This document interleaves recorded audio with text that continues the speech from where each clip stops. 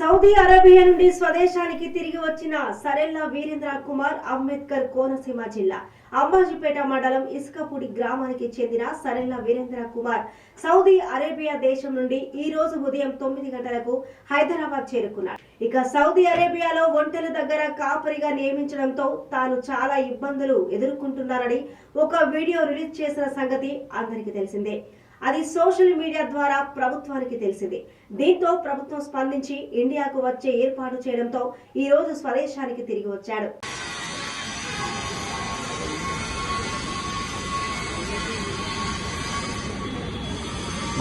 మీరు కూడా